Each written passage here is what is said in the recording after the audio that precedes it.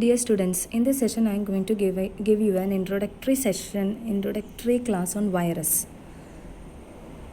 Already we discussed about the history of virus in last sessions and also discussed about the classification of virus. So in this session we will discuss about what is a virus or certain aspects and few introductory aspects on virus.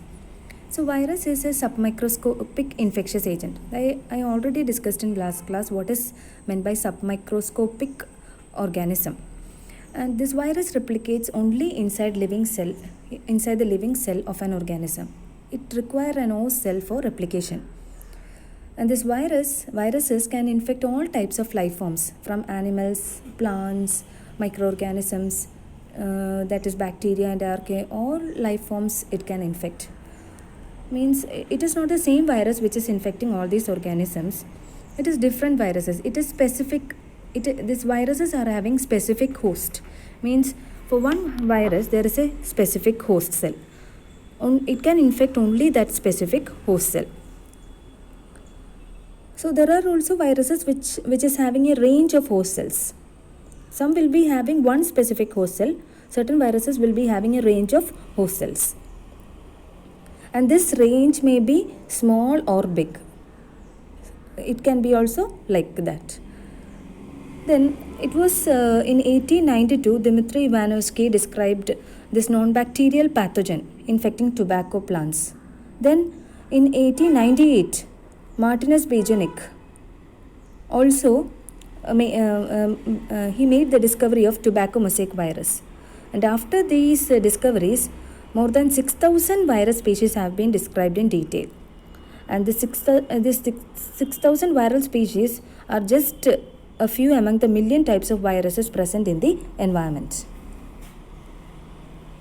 So viruses, they are present in every part of the earth. In all the ecosystem of the earth we find viruses.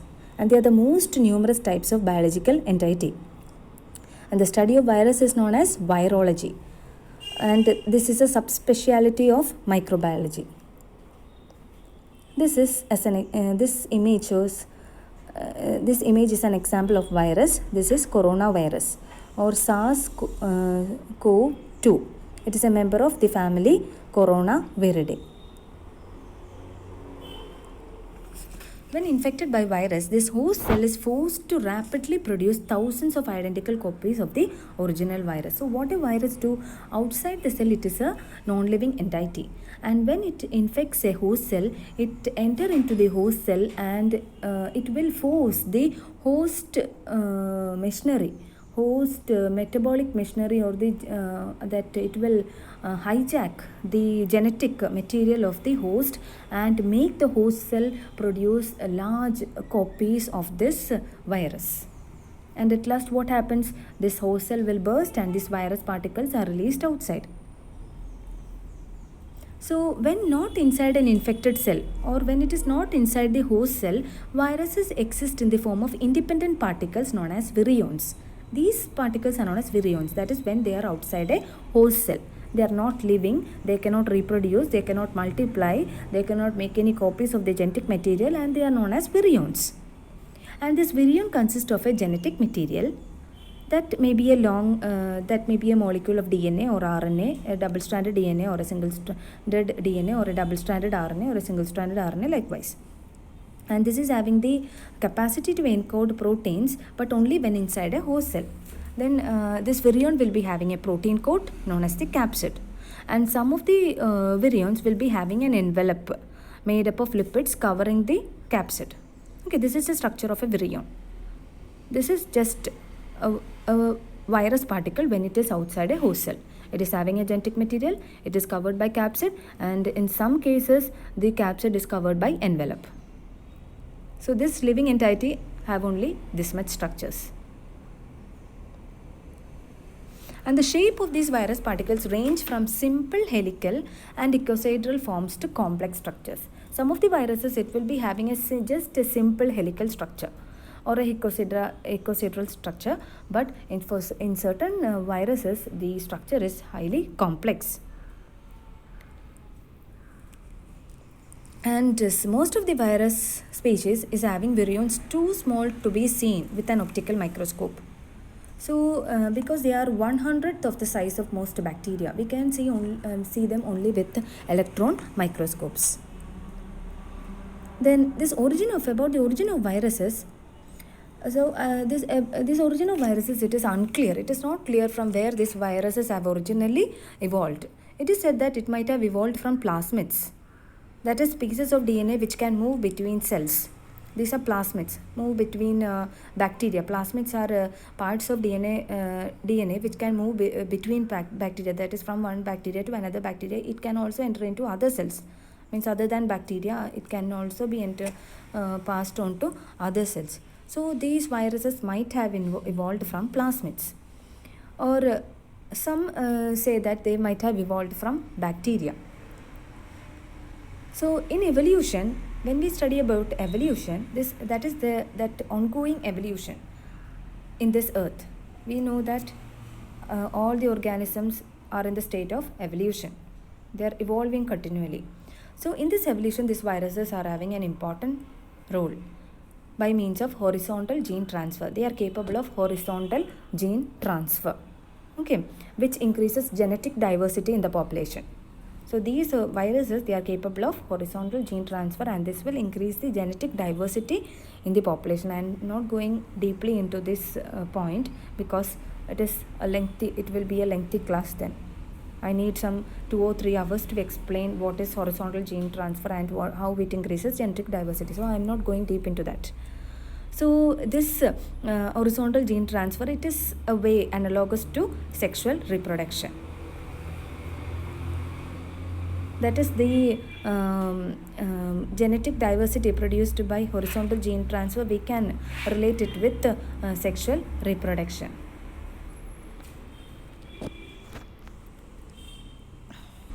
So these viruses are considered by some biologists, not some, many biologists, to be a life form which carry, it is considered as a life form.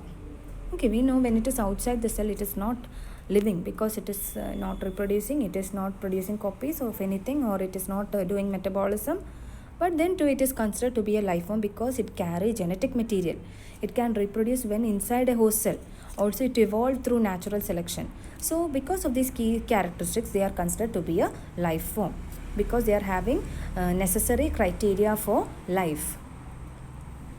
And some describe them as organisms at the edge of life, or some explain them as replicators. Okay. Then viruses spread in many ways. They can be spread in many ways. One transmission pathway is through disease-bearing organisms known as vectors. Means you know what are vectors. You might have studied in previous sessions as well as in previous semesters about vectors. Vectors are organisms which carry the pathogenic organism from one organism to another organism. Okay, the infectious vectors are which carry infectious particles. It can be bacteria or virus or a protozoan. It is carried from one organism to another organism. Best example is in the case of malaria, where the mosquito is a vector. There, it carry this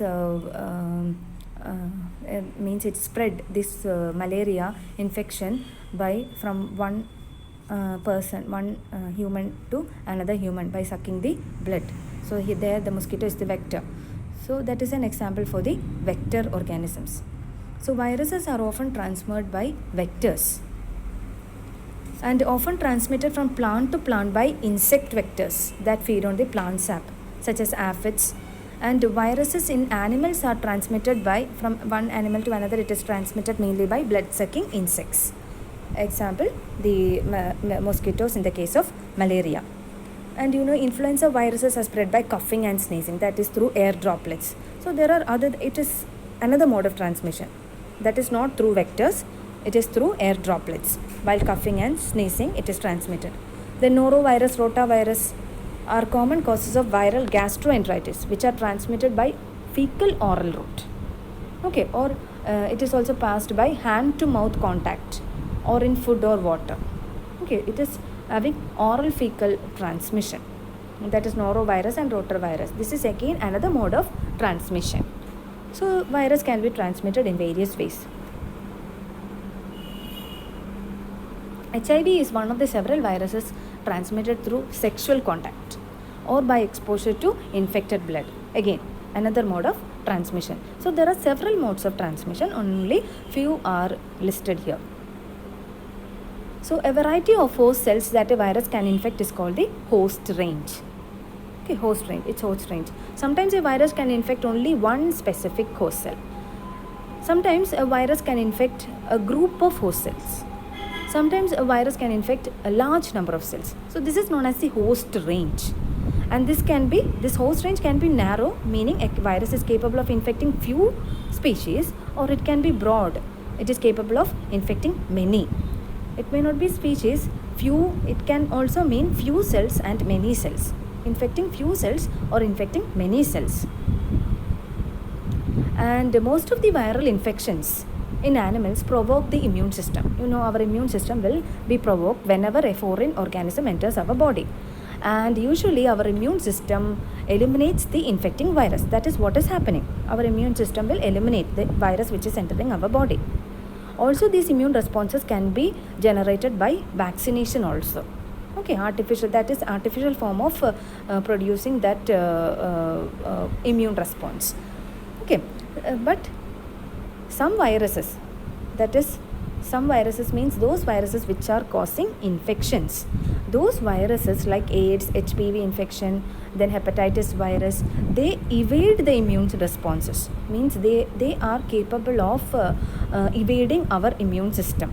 So at that time to these viruses, these viruses which evade the immune response, our body will not be able.